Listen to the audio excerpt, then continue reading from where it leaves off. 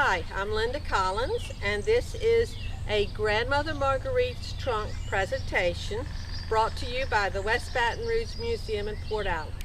Today we're going to talk about laundry. In the 1800s, you couldn't just throw your clothes into the washing machine and have it all done and then toss it into the dryer. We did our laundry on Mondays. The first thing you have to do is you have to build a good fire, and you're going to need to keep that fire going all day long. Because we have to keep the fire going in order to have hot water to work with, we're going to put a pot of beans on.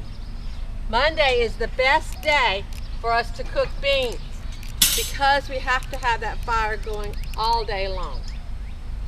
Now, I put my pot of water, fresh rainwater, on to start heating. Next, I need to work with my clothes.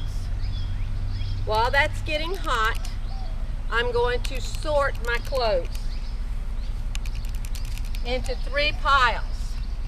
I'm going to have my whites and my coloreds,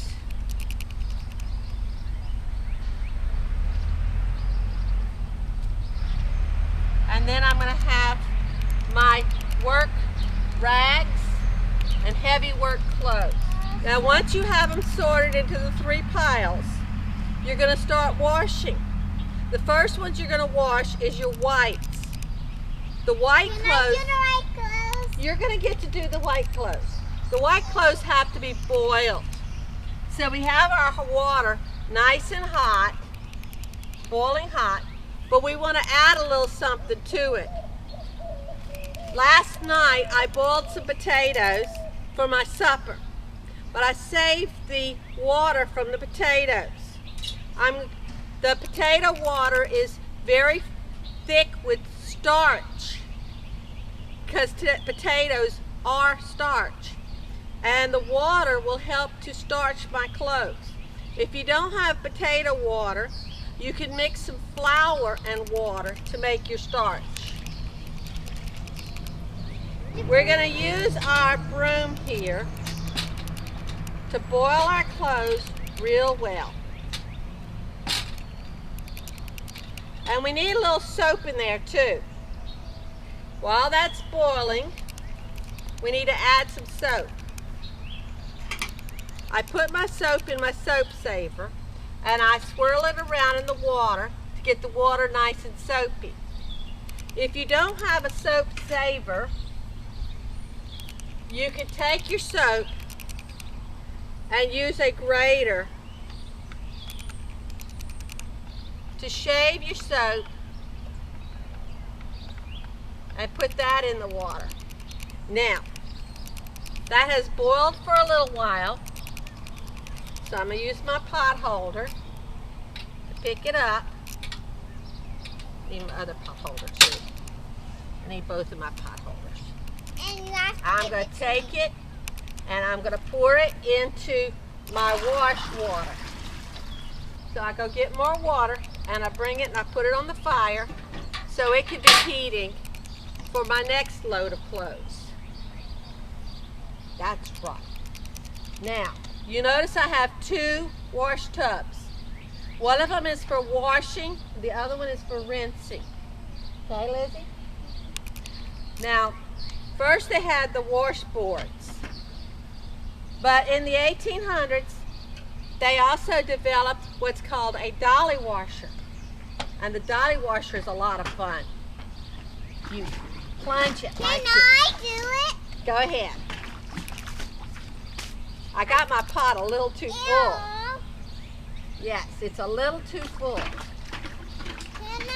But it agitates the clothes. Can I do the scrubbing? Yes, I'll let you do your scrub board. Let me show you how. Take the clothes and you plunge them in the water and you scrub it on the board. Can I do Real that? hard like this. Yes. That's it. When you get it nice and clean and you're sure that it's all good and clean, then you're going to squeeze a little bit of the water out. And we're going to put it in the rinse right over there. Now, wait, we got to rinse them. We got to work them around in the cold rinse. The rinse water is cold.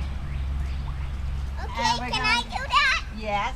Now, the colored clothes do not have to be boiled first. They go straight into the wash right there. But we got to fill up our water for our work clothes. By now the water has gotten hot and it's boiling again. And this time we're going to put our work clothes into that boiling water so we can get it good and clean. I'm doing it. Wait, you're going to get it tangled. My helper is a little bit too anxious. Once you get it nice and rinsed out, then it is time to wring it. Originally, people had to wring the clothes out just by hand, but eventually they invented this wringer, and it made getting all the water out of the clothes a lot easier.